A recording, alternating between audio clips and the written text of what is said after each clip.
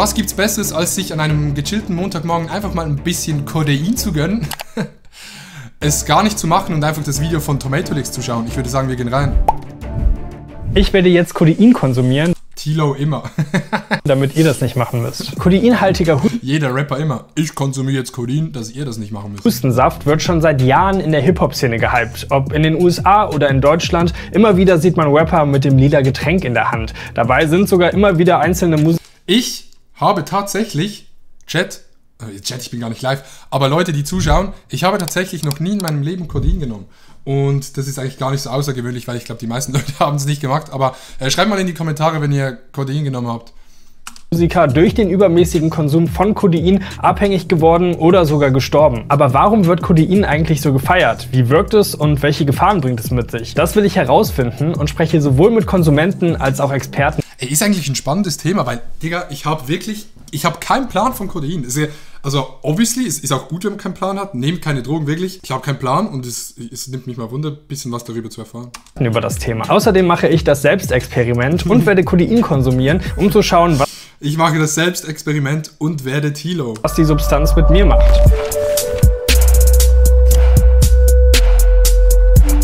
Dieses Video dient zur Aufklärung und soll weder zur Gute Ausrede von Tomatolix aber. Noch zum Konsum animieren. Wie immer mache ich das Selbstexperiment in einem geschützten Rahmen und habe Personen dabei, die sich gut mit der Substanz auskennen. Hier ist Tilo, meine Damen und Herren.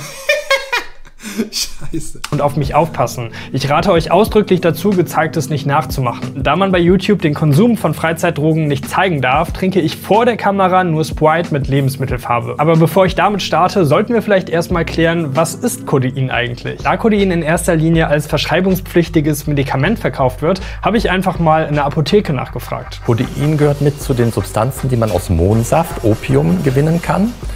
Ist dadurch ein sehr altes Medikament, was auch schon lange eingesetzt und auch isoliert wurde aus dem Mohnsaft und wird als Medikament heute in Deutschland. Codecaps heißt deshalb Tilo auf Instagram Torlo Caps? Ist es wegen dem? Das wäre insane, da würde ja mein Leben jetzt endlich Sinn machen. Eingesetzt als Mittel gegen Husten und als Schmerzmittel. Codein wurde 1832 von einem französischen Chemiker aus Opium isoliert. Oha, für einmal nicht von einem Basler, weil von einem Basler wurde LSD erfunden. Die Geschichte von Codein als Droge beginnt allerdings erst viel später. In den 80ern mischten Rapper aus Houston zum ersten Mal Codein und Promethazin-haltigen Hustensaft mit Softwings und Bonbons. Eine Getränkemischung, die sich auch Lean oder Dirty Sprite nennt. Mit dem Hip-Hop wurde auch Codein immer beliebter. Im Laufe der Zeit hatte Lean immer wieder negative Auswirkungen auf diverse Autounfall. UFO 361 ist unter Drogeneinfluss gefahren. Rapper. Andere geben an, dass Lean erst der Schlüssel zu ihrem Erfolg war. So starb DJ Screw 2001 an den Folgen von übermäßigem Lean-Konsum und auch Lil Wayne ging in der Vergangenheit sehr offen mit seinem Abhängigkeitsproblem um. Mittlerweile ist codeinhaltiger Hustensaft auch unter deutschen Rappern hey, es ist der Boy, es ist der G, es ist Money Boy und er sippt Lean. Und ihrer Zuhörerschaft beliebt. So sieht man beispielsweise die Rapper der 187 Straßenbande oft mit Codein in ihren Videos posieren und auch der Aber ganz wichtig, Chat, man darf auf YouTube keine Drogen zeigen. Aber Musiker schon, die dürfen das. Aktuell besonders gehypte Rapper Tilo thematisiert seinen Lean-Konsum. Ey, das ist eigentlich schon krass, dass Tilo irgendwie so voll bekannt ist für Lean. Imagine, du bist einfach bekannt für Lean. Ey, bist du nicht der Lean nimmt? Ist schon ein bisschen sad, I guess. Oft in seiner Musik. Aber warum ist Codein gerade im Hip-Hop so beliebt? Es gibt ja auch so eine gewisse Ästhetisierung Dr. Bernd Werse, Goethe-Universität, Center of Drug Research. Von dieser Droge, dadurch, dass es eben diese lila Farbe hat, dass es eben auch oft in Rap-Videos verwendet wird, die dann halb in lila getaucht werden. Allein dieses Ineinanderschütten von Hustensaft und Sprite schon irgendwie ästhetisiert. Krass, der kennt sich aber aus, ne? Der guckt diese Videos. Dargestellt wird. Aber warum jetzt Rapper in so großem Stil auf die Idee gekommen sind, das so zu propagieren, das kann man jetzt eigentlich nur mit so allgemeinen jugendkulturellen Trends erklären.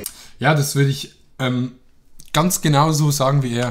Ich treffe mich mit Mozart, er ist Rapper und hat in der Vergangenheit auch Codein konsumiert. Wieso ist Codein gerade im Hip-Hop so beliebt? Ich glaube, dadurch, dass es halt wirklich etwas ist, was du so nebenbei bei so Sessions und so einfach so konsumieren kannst oder auch wenn du unterwegs bist, du holst dir halt deinen Sprite und mischt halt einfach deinen Softdrink und es ist so wie dein Wasser, was du dabei hast, theoretisch. Es ist quasi so eine Droge, die sehr leicht zu konsumieren ist und es hat halt auch so einen gemeinschaftlichen Vibe, schon fast wie so ein Bier oder sowas. Aber ich glaube, das ist halt bei allen Sachen so, ne? Ich glaube, ihr kennt das auch, gerade wenn ihr so vielleicht ein bisschen Alkohol trinkt oder kifft, kennt ihr das? Es gibt so Kollegen, zu denen, wenn man mit denen chillt, dann trinkt man ein Bier. Da gibt es Kollegen, wenn man mit denen chillt, dann kifft man. Ich kiff nicht, aber ich kenne das von anderen Kollegen. Wirklich jetzt.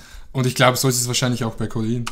Es ist jetzt nicht so, dass du komplett raus bist, du hast so ein leichtes Grundrauschen und kriegst den Vibe halt irgendwie so. Das zumindest bezogen auf, warum es jetzt gerade auch in meiner Umgebung der Szene, glaube ich, so beliebt ist. Ich glaube, das ist schon einer der Gründe, dass es so leicht zu kombinieren ist eigentlich so irgendwie, weißt du? Es geht los.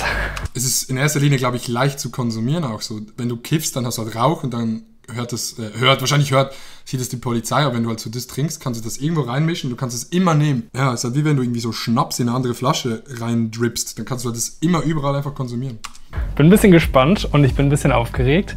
Ich kann mir noch nicht so ganz vorstellen, wie sich Codein anfühlen wird. Ja, dann Prost, sag Prost, Digga! ich mal. Ich bin mal gespannt, wie es schmeckt.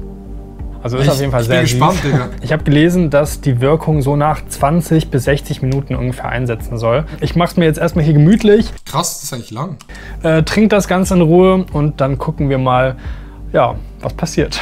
Bei jeder Droge sollte man sich vorher auch mit den Gefahren auseinandersetzen. Also welche Risiken gibt es beim Konsum von Codein? Also es gibt erstmal ein großes akutes Risiko und das ist eine Überdosis.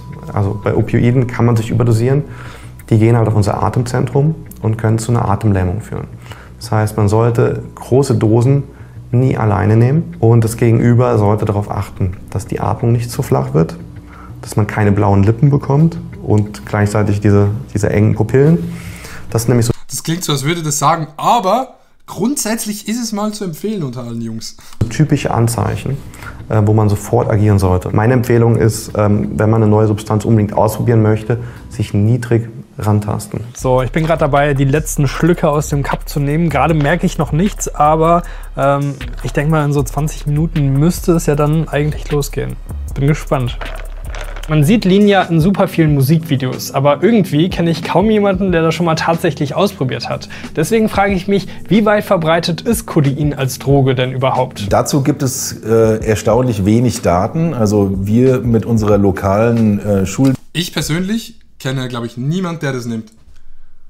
So in meinem Freundeskreis. Befragungen, die wir in Frankfurt jedes Jahr durchführen, sind eigentlich so ziemlich die einzigen, die einigermaßen gezielt Jugendliche überhaupt danach fragen, ob sie Opioide zum... Digga, das klingt jetzt so, als hätte ich so voll den Druggy... Ich habe null, deshalb glaube ich eher, weil ich habe so null den Druggy-Freundeskreis. Ich habe so ein paar Kollegen, die kiffen halt so. Alkohol trinken die meisten, aber sonst wirklich gar nichts. Ich habe noch nie Koks gesehen, ich habe noch nie Lean gesehen, ich habe noch nie etwas anderes gesehen außer Alkohol und Weed. Wirklich.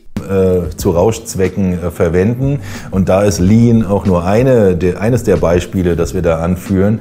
Und da waren es jetzt zuletzt 3%, die das irgendwann mal ausprobiert hatten. Wenn man das mal so im Verhältnis setzt, ungefähr 30% haben Cannabis ausprobiert, aber auch bei Drogen wie Ecstasy, Kokain, Speed liegen die Zahlen auch höher. Es gibt durchaus Jugendliche, die das erreicht, aber es sind doch vergleichsweise wenige. Glaubst du denn auch, dass viele Jugendliche, aber es kennen viele wegen dem Rappen so, ne?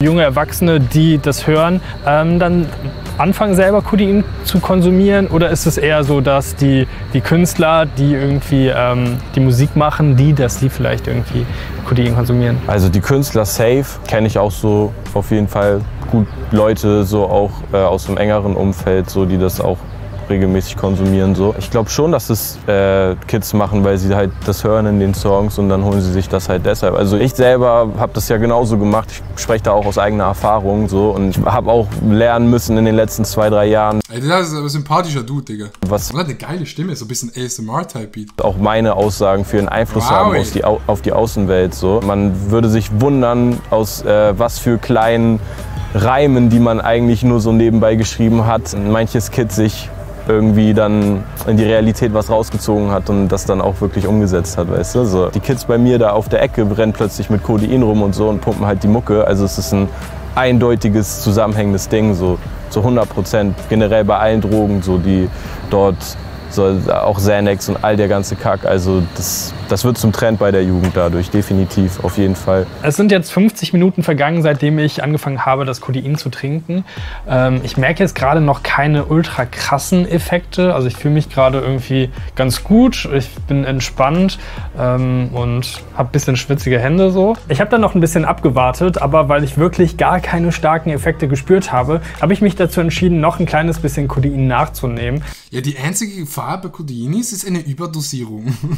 Aber ich habe auch wirklich mit einer ziemlich geringen Dosis angefangen. Es ist immer besser, vorsichtig zu sein und erstmal mit einer geringen Dosierung zu starten, weil man weiß ja nie, wie man auf eine Substanz reagiert. Nach einer Weile habe ich dann aber die ersten Effekte gespürt. Mittlerweile merke ich schon so ganz leicht irgendwie ein bisschen was. Also, dass ich irgendwie so im Kopf so ein bisschen merke, dass so ganz leicht gedämpft ist. Also einerseits bin ich so ein bisschen klar im Kopf, also schon klar im Kopf, aber andererseits fühlt sich das so ein bisschen an, als wäre ich so ein bisschen müde und es wäre schon so richtig spät abends. Darauf noch einen Schluck. Aber wie wirkt Codein eigentlich genau? Auch das habe ich den Toxikologen Dr. Fabian Peter Steinmetz gefragt. Also Codein selber hat kaum eine Wirkung auf unsere Mu-Opioid-Rezeptoren. Das ist Aufschreiben, Digga. quasi dort, wo im zentralen Nervensystem Opioide ihre Wirkung initiieren. Aber Ich könnte euch nicht erklären, was ein Opioid ist. Ich habe das schon oft gehört, aber ich könnte es euch nicht erklären, was es genau ist. fungiert als Prodrug zum Morphin. Prodrug bedeutet, man nimmt einen Stoff und der wird meistens in der Leber umgewandelt zu einem anderen Stoff. Und es wird im Körper demethyliert zu Morphin. Und das Morphin hat dann halt quasi seine typische Wirkung. Das heißt, es macht euphorisch, es dämpft, es nimmt Schmerzen. Ich glaube schon, Bitte einmal alles nochmal wiederholen. dass ich langsam ein bisschen mehr spüre. Also ich merke das auch so voll irgendwie so im Gesicht und so. Wie sagt man das eigentlich in so einem komischen Becher immer? Kann man das nicht einfach in ein normales Glas machen? Oder ist es wegen der Farbe? Dass sich das schon Ist wahrscheinlich, dass man nicht durchsieht, ne? rauschartig anfühlt. Wie kann man das beschreiben? Wie wenn man gekifft hat vielleicht, so ein bisschen. Das habe ich auch schon gehört. Das fühlt sich so an, wie wenn man kifft, ne? Einfach krasser. Aber dass der Kopf irgendwie trotzdem noch was klarer ist. Ich habe dann noch etwas abgewartet und die Effekte sind immer stärker geworden. Also jetzt würde ich auf jeden Fall sagen, dass ich was merke. Also ich bin auf jeden Fall jetzt wirklich ziemlich entspannt irgendwie. Es fühlt sich so schwer zu beschreiben an. Irgendwie, mein Körper fühlt sich so ein bisschen so müde an. Also als wenn ich müde wäre. Aber das ist halt voll die Drug, ne? Die haben so runterfährt, oder? Da wird man nicht so aktiv. Aber mein Geist ist trotzdem noch ziemlich klar. Also so ein bisschen gedämpft auf jeden Fall. Voll entspannt. Warum hast du Codein konsumiert? Weil ich damals in diese ganze Trap-Szene-Welt irgendwie so ein bisschen... Aber das ist doch dumm, Digga. Wieso muss man, wenn man rappt, automatisch Drugs nehmen? Es gibt doch auch gute Rapper. Gibt's Rapper in Deutschland, die wirklich gute Musik machen und nicht rappen?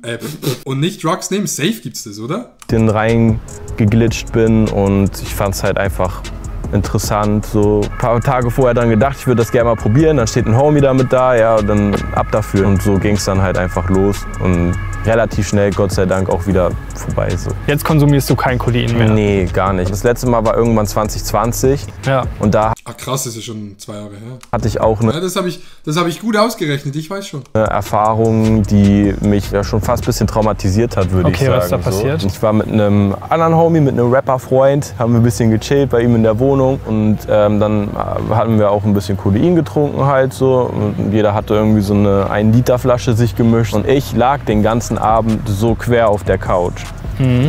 Bin nicht mal einmal auf Toilette gegangen. Und dann wollte ich losgehen. Taxi hat draußen gewartet, wollte schnell hinrennen, so. Bin mies schnell aufgestanden, hab dann so Kreislauf bekommen ein bisschen. War so, ja okay, so klar, ich lag jetzt hier 2 Stunden rum, klar habe ich Kreislauf. Ja. Und dann habe ich gemerkt, als ich dann irgendwie das Treppenhaus runtergegangen bin, das ist nicht nur der Kreislauf, das hört nicht auf und irgendwie werde ich voll zittrig. Und gerade so irgendwie ins Taxi reingeschafft, lag dann da nur so, der ist losgefahren. Und dann fing es halt an, dass irgendwie so, das hat sich so angefühlt, als wenn so, keine Ahnung, so meine so Organe oder so pochen. Ich habe so Rauschen auf den Ohren bekommen, so ein Tinnitus. Und dann war ich weg. Ich habe echt gedacht, so ich kratze ab, also kein Scheiß. Ja, Gott sei Dank, alles gut gelaufen. Dann so, ich bin irgendwann aufgewacht, habe es irgendwie in mein Bett noch geschafft dann. Am nächsten Tag aufgestanden, war alles wieder in Ordnung so. Aber ich habe das Gefühl, ich bin immer noch ein Stück weit irgendwie in dem Bereich geschwächt. Vielleicht ist es auch nur psychosomatisch irgendwie, ich weiß nicht. Aber das war eine Erfahrung, danach habe ich wirklich noch einmal das irgendwie so ein bisschen probiert, so. Aber ab dem Punkt war für mich klar, jo, es ist einfach wirklich gefährlich, so. Zurück zu mir auf der Couch. Ich würde sagen, ich fühle mich gerade ziemlich entspannt. Irgendwie, ja, alles ist, wie beschreibe ich das denn? Also irgendwie, irgendwie...